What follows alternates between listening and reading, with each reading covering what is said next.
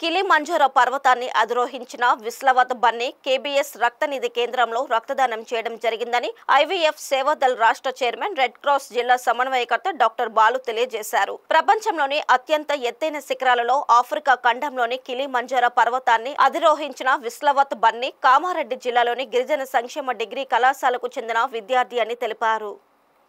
Tribal welfare గిరిజన కళాశాలకు సంబంధించినటువంటి సెకండ్ ఇయర్ విద్యార్థి విస్లవత్ బన్నీ మరి మొదటిసారి రక్తదానం చేయడం జరిగింది. మరి అందరికీ కూడా సుపరిచితులు.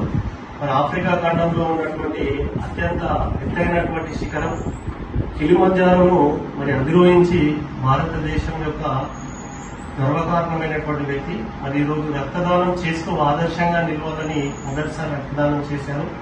ఎందుకంటే రక్తం అనేటువంటిది మంచి మానవత్వం ఉన్న వ్యక్తుల ద్వారానే వస్తుంది. ఆ విషయాన్ని 17 సంవత్సరాల నుంచి తెలియజేస్తా ఉన్నాము. మరి ఎక్కడా లేని విధంగా కామారెడ్డి జిల్లాలో ఎక్కువ మంది రక్తదాతలు సకాలంలో రక్తాన్ని అందజేస్తున్నారు. మరి విస్లవత్ బన్నీకి ఐవీఎఫ్ జాతీయ వర్కింగ్ ప్రెసిడెంట్ ఉపల శ్రీనివాస్ గారి గుప్తా తరఫున మరి రెడ్ క్రాస్ జిల్లా అధ్యక్షులు జిల్లా కలెక్టర్ గారి తరఫున అభినందనలు తెలియజేస్తున్నారు.